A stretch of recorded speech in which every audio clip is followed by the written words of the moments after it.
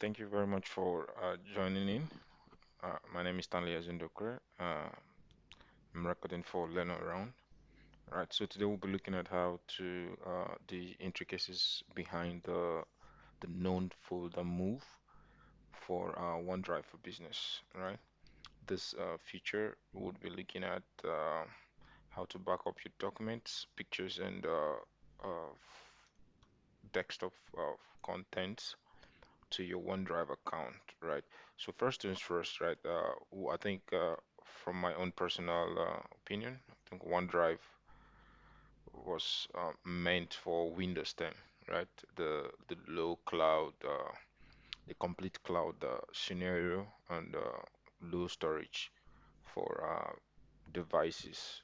So I would say it was meant for Windows 10 and other on the Mac PC, right? Okay, so above this article, you have the pros and cons of enabling forcing this on an enterprise environment, right? So I would also look at the need for a personal basis, right?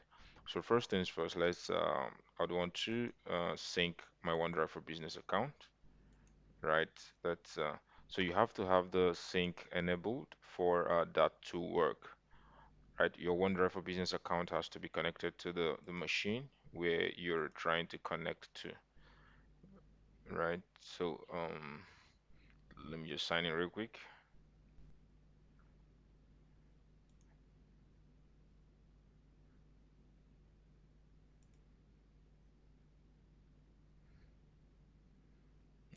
Okay, here we go. That's great, right? It asks, this is it setting up, right? So I've previously connected the backup, right? So go down to the settings page for the OneDrive. Right, let's go to the settings section and go to the backup. So from this section where we enable the managed backup, right? You click, okay, so clicking on that, this is the folders that are available to you for backup, right? You can decide to uncheck any of them that you wouldn't want to back up, depending on how you would want that to work, right? That's your choice to make, right? So you select the folders you'd want backed up and you click on start backup. It does that for you on its own, right? Right, so it syncs everything, takes everything up to the cloud, then brings them back on, kind of, right? It sends it to the cloud. In most cases, you might see the where my files shortcut on your desktop. Let's see if we have that on our desktop. Yeah, okay. Yeah, so here you go. This particular icon, right? You'd see this. So once you click on this, it takes you to your document, your desktop folder. Click on your document, you find this with everything synced up, right?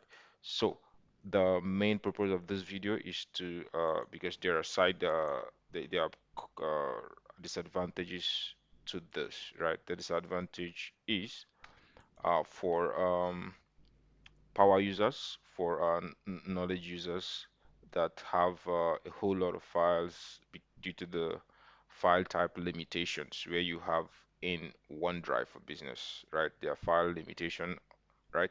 So you would see in the documentation that these files are allowed, right? But then in practice, right? In practice, they create a whole lot of sync issues. You'd have issues with running your codes for developers, right? So uh, this is what it looks like when you have your organization enforcing the known folder move. So you would see this once you set up your OneDrive for Business on your PC. You would see this. Your IT department wants you to protect your important folders, right?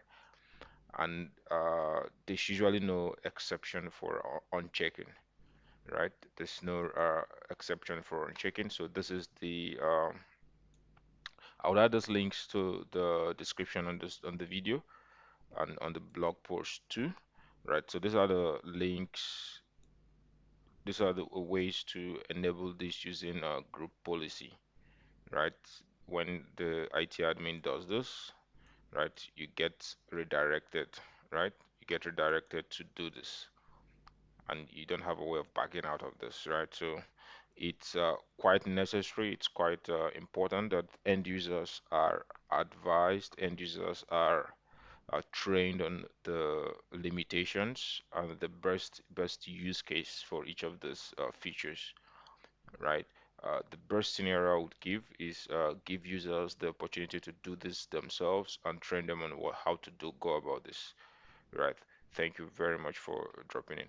So do not forget to click on the subscribe button if you've not, and subscribe on to our blog post so you'd get more interesting articles as we go along. Thank you for dropping by and do have a great day.